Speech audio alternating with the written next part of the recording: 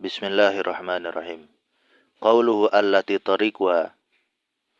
Perkataan Imam Haramain yang cara untuk mengetahui hukum-hukum syariat tersebut ay tariqu subutiha wa zuhuriha sifatun li ma'rifatin.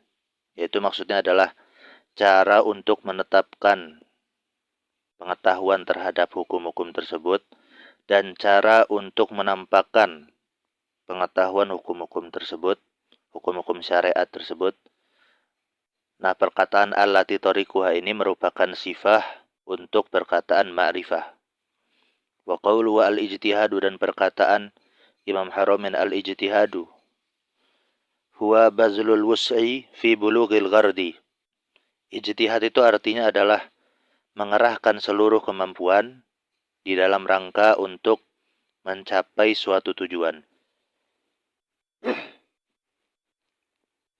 Qauluhu kal ilmi, perkataan Imam Mahalli seperti mengetahui, ay katahayu'il ilmi. Maksudnya adalah seperti sedia atau siap untuk mengetahui. Artinya memiliki skill untuk mengetahui. Qauluhu fima lisabiyi, perkataan Imam Mahalli di dalam harta anak kecil yang laki-laki, ay awis sabiyati. Maksudnya adalah atau di harta anak kecil yang perempuan. Balafzu sobi yashmalu sobiyata. Bahkan lafaz sobi itu mencakup sobiyah juga. Kama naqal al-Asnawi anil lughati. Sebagaimana yang telah dikutip oleh Imam Asnawi terkait bahasa. Qauluhu fil hulliyil mubahi. Perkataan Imam Mahalli di dalam harta yang diperbolehkan. Ay kahuliyim ra'atin la sarafa fihi. Maksudnya adalah seperti perhiasannya perempuan yang di dalam perhiasan tersebut tidak berlebihan. Bikhilafil harami, berbeda halnya dengan yang haram. Nah, kalau yang haram dia kena zakat. Kahuliyyi rajulin listi'malihi. Seperti laki-laki menggunakan perhiasan miliknya. Wal makruhi kadabbati ina'in kabiratin li hajatin aw saghiratin li zinatin. Dan berbeda juga halnya dengan perhiasan yang makruh, kena zakat juga kalau ini. Seperti tambalan yang besar untuk wadah disebabkan adanya hajat, atau tambalan yang kecil untuk wadah tetapi tujuannya itu untuk hiasan, lizina. Qauluhu bima'na zanni. Perkataan Imam Mahalli, ma'rifah ini bermakna zon. Huwa tasdiqur rajihu. Zon itu adalah pembenaran terhadap sesuatu yang unggul pembenarannya itu. Jadi kalau antara iya dan tidak, kalau zon itu iyanya itu lebih dari 50%. Jadi ada yakin, di bawah yakin itu adalah zon, di bawah zon 50% itu adalah syak, di bawah syak itu adalah waham. Di bawah 50% tasdiknya. Tapi kalau zon itu di atas 50%. Wal idhafatu, adapun pengidofahan, maksudnya pengidofahan ma'rifatul ahkami syar'iyyati, pengidofahan kata ma'rifatul ahkam yang menjadi definisi fikih, itu merupakan bentuk hakikatun, bentuk hakikat. Wala iskala fi isti'maliha fi ta'rifi bihazal ma'na. Dan gak ada kejanggalan, dan tidak ada kejanggalan di dalam menggunakan kata ma'rifah untuk mendefinisikan fikih yang bermakna zon. Jadi mendefinisikan fikih dengan kata-kata ma'rifah, tapi ma'rifahnya itu tidak memberikan makna yakin, tapi memberikan makna atau bermakna zon. Nah, itu tidak ada kejanggalan.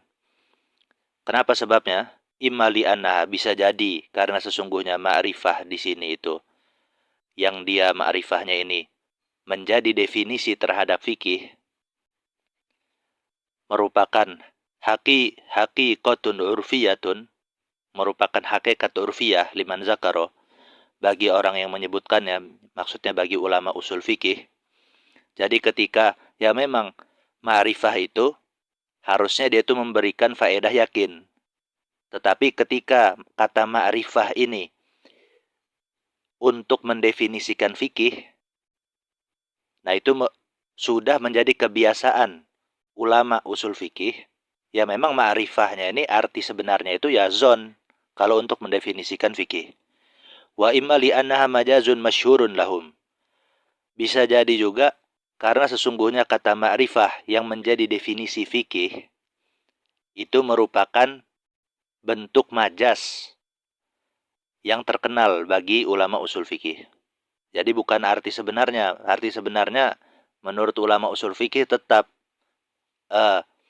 ma'rifah itu memberikan makna yakin ketika mendefinisikan fikih. Tetapi ketika mendefinisikan fikih terdapat majas, terdapat pergeseran makna yang merubah arti ma'rifah itu memberikan faedah zon. Itu telah menjadi kebiasaan ulama usul fikih. Aw alaihi qarinatun wadihatun, atau pada hal tersebut, yaitu di dalam pendefinisian ma'rifah yang nanti ma'rifah ini dia bermakna zon, itu karena terdapat indikasi yang jelas. Apa itu indikasinya? Wahyat taqyidu bihusuliha minal ijtihadi, yaitu adalah ma'rifahnya itu didapatkan dengan mengaitkan dengan ijtihad. Li'annahu innama yufidu zonna, karena sesungguhnya ijtihad itu dia itu hanya memberikan faedah zon. Jadi 3 itu jawabannya. Wa innama qala fal ma'rifatu wal ilmu bima'na zanni, dan sesungguhnya Imam Mahalli itu menyatakan adapun ma'rifah itu adalah ilmu yang bermakna zon, walam yakul fal ma'rifah bima'na zanni.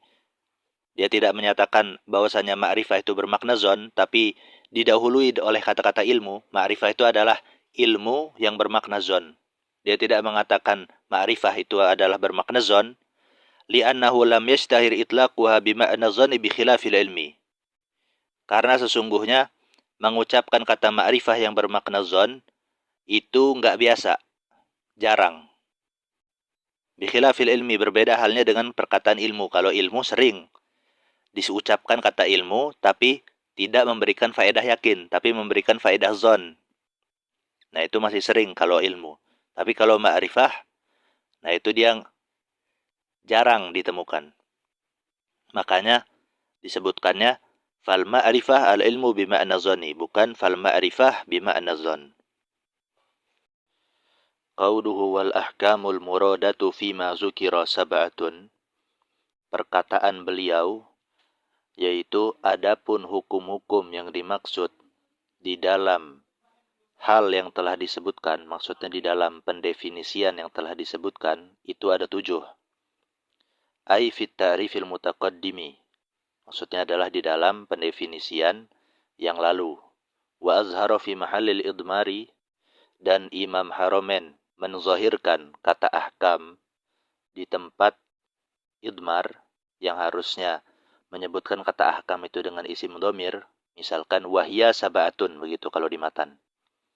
Tetapi Imam Haromen menyebutkannya wal ahkamu sab'atun. Kenapa kok Imam Haromen tidak memakai isim dhamir? Tujuannya adalah idahan lil mubtadi, untuk memperjelas bagi pelajar pemula. Qauluhu sab'atun, perkataan Imam Haromen sab'atun, 7. Jadi kan Imam Haromen mengatakan hukum-hukum fikih itu ada 7. Fihi anna sababa, di dalam teks yang lain anal fikha. Fihi annal fikha minhu, di dalam pernyataan ini mengandung informasi bahwa sesungguhnya fikih itu terdiri dari 7 perkara. Hukum-hukum fikih itu terdiri dari 7 perkara. Illa, kecuali ayu awwala kalamuhu, ditakwilkan perkataan Imam Haramain ini, ditafsirkan bi anal murada anna hazihi sab'ata min jumlatil ahkamil muradati, dengan cara ditakwilkannya itu dengan cara sesungguhnya yang dimaksud 7 hukum ini merupakan sebagian jumlah daripada hukum-hukum yang dimaksud oleh Imam Haramain. Jadi ketika Imam Haramain menyebutkan hukum fikih itu ada 7, kita artikan bahwasanya yang dimaksud Imam Haramain itu bukan cuma 7 hukum fikih, tetapi sebagiannya itu ada 7, begitu. Jadi Imam Haramain itu hanya menyebutkan sebagiannya aja. Wa inna ma asqata minal ahkami taklifiyati khilafal aula. Dan ditakwilkan perkataan Imam Haramain itu bahwa sesungguhnya Imam Haramain itu hanya tidak menyebutkan hukum khilaful aula, yang mana hukum khilaful aula itu merupakan hukum taklifi. Jarian ala tariqatil mutaqaddimina, sebab mengikuti caranya ulama mutaqaddimin. Allazina la yasbutunahu, ulama mutaqaddimin yang tidak menetapkan hukum khilaful aula sebagai hukum taklifi. Wa amal mutaakhiruna al-musbituna lahu, adapun ulama mutaakhir yang menetapkan hukum khilaful aula sebagai hukum taklifi, faqalu, maka mereka mengatakan atau mereka memberikan pernyataan, al-matlubu tarkuhu talaban ghaira jazimin, suatu perkara yang diminta untuk ditinggalkan dengan permintaan yang tidak tegas, insabata binahyin maksudin, jika permintaan untuk meninggalkan perkara tersebut tetap dengan larangan yang to the point, langsung disebutkan larangannya apa, fahwal makruhu, maka hal tersebut merupakan hukum makruh. Jadi misalkan dilarang A, dilarang B, dilarang C, itu kan to the point larangannya, tetapi larangannya itu tidak tegas, maka itu disebut hukum makruh. Wa in sabata binahyin ghairi maksudin, adapun jika larangan yang tidak tegas tersebut tetap larangan tersebut dengan larangan yang tidak to the point, maksudnya mustafadin minal amri bididdihi, dengan cara diambil faedah daripada kebalikannya perintah yang tidak tegas maksudnya. Jadi misalkan diperintahkan A atau B atau C, tetapi perintahnya tidak tegas. Tetapi untuk tidak melakukan perintah tersebut, itu tidak ada larangan secara khusus. Larangan yang langsung menyebutkan, nggak boleh A, nggak boleh B, atau nggak boleh C, begitu. Tetapi hanya diambilkan faedah bahwasanya, kalau nggak melakukan perintah yang perintahnya itu to the point, lalu setelah to the point perintahnya itu tidak tegas, berarti ada larangan dong kalau nggak melakukan perintah tersebut. Nah, itu merupakan fahwa khilaful aula. Jadi kalau diambil faedah dari cuman kebalikan daripada perintah yang tidak tegas, itu hukumnya adalah khilaful aula. Jadi perbedaannya itu, kalau makruh dia secara langsung disebutkan larangannya apa, tetapi kalau khilaful aula itu dia tidak secara langsung disebutkan larangannya apa. Hanya diambil daripada kebalikan daripada perintah yang tidak tegas. Kalau khilaful aula begitu.